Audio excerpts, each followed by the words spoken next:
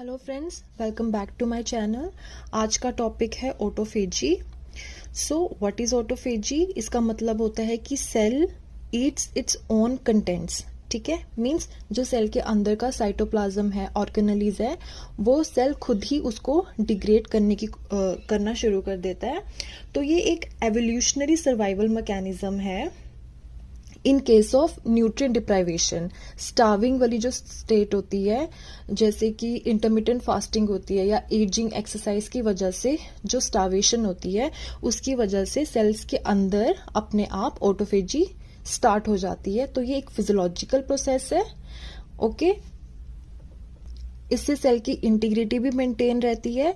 क्यों? क्योंकि जो उसके अंदर जो मेटाबोलाइट्स होते हैं, एक तो उनकी रिसाइकलिंग हो जाती है और जो इंट्रासेलुलरली जो डेब्रिस इकट्ठा होता है उसकी भी क्लियरिंग हो जाती है। अब इसमें स्टेप्स क्या होते हैं? मैंने जैसे कि बताया कि कोई स्टेज है जहाँ पे न्यूट्रिएंट डिप्लीशन हो रहा है या फिर ग्रोथ फैक्टर्स की डिप्लीशन हो रही है, तो क्या होगा, एक इनिशिएशन कॉम्प्लेक्स है वो एक्टिवेट हो जाएगा। ये जो इनिशिएशन कॉम्प्लेक्स है ना, ये 4 प्रोटीन्स का बना होता है। ठीक है, जब ये एक्टिवेट होगा, इसने क्या करवाना है, इसने रिक्रूटमेंट करवानी है एटीजीएस की। एटीजीएस होता है ऑटोफेजी रिलेटेड जीन्स। ठीक है, जब सेल ऑटोफेजी के में जाना शुरू हो जाएगा तो उससे रिलेटेड जीन्स की रिक्रूटमेंट होनी शुरू हो जाएगी। अब जो ये जीन्स हैं, ये क्या करवाएंगे, ये एक न्यूक्लिएशन कॉम्प्लेक्स बनाएंगे। न्यूक्लिएशन कॉम्प्लेक्स का मतलब क्या है कि जो भी सेल के अंदर की साइटोप्लाज्मिक ऑर्गेनेलीज थी, ठीक है, जैसे कि यहाँ पे जैसे कि माइटोकॉन्ड्रिया है ना, और एंडोप्लाज्मिक रेटिकुलम है, इनके अराउंड एक मेम्ब्रेन बननी शुरू हो जाती है। ठीक है, ये जो मेम्ब्रेन है इसको बोलते हैं इनिशिएशन मेम्ब्रेन। ठीक है, अब ये जो इनिशिएशन मेम्ब्रेन है ये इलोंगेट होनी शुरू हो जाएगी। ठीक है, इलोंगेट होके ये इसको पूरा कवर कर लेगी। अब इसकी जो इलोंगेशन हो रही है उसमें एक और प्रोटीन है जो कि हेल्प करता है, वो है पीई लिपिडेटेड LC3। पीई लिपिडेटेड, पीई का मतलब है, इसकी फुल फॉर्म है फॉस्फेटाइडिल इथेनॉल अमीन। फॉस्फेटाइडिल इथेनॉल अमीन। ठीक है, ये जो पी लिपिडेटेड LC3 है ना, ये जो ऑटोफेजी होती है उसके टाइम पे इंक्रीज हो जाता है।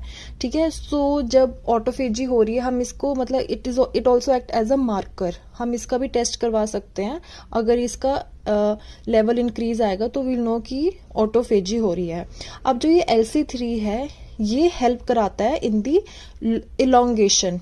ये हमने जो देखा था ना, ये जो मेम्ब्रेन बनी थी, इसकी जो इलोंगेशन होती है वो पीई लिपिडेटेड LC3 लॉन्ग चेन 3 की वजह से होती है। ठीक है, जब ये इलोंगेशन होएगी, ठीक है, तो जो हमारे ये जो ऑर्गेनेलीज थे, साइटोप्लाज्मिक ऑर्गेनेलीज थे, इनका हो गया कैप्चर। ठीक है, ये इस मेम्ब्रेन के अंदर बाउंड हो गए। ठीक है, और इसको अब हम बोलते हैं ऑटोफेगोसोम। तो हमारा क्या बन गया, ऑटोफेगोसोम। अब जो ये ऑटोफेगोसोम हमारा बना है, उसके साथ फ्यूजन होएगी लाइजोसोम की।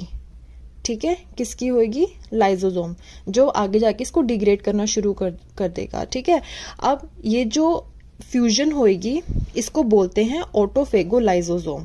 पहले बनता है ऑटोफेगोसोम, उसके बाद जब लाइजोसोम के साथ फ्यूज करता है तो बनता है ऑटोफेगोलाइजोसोम।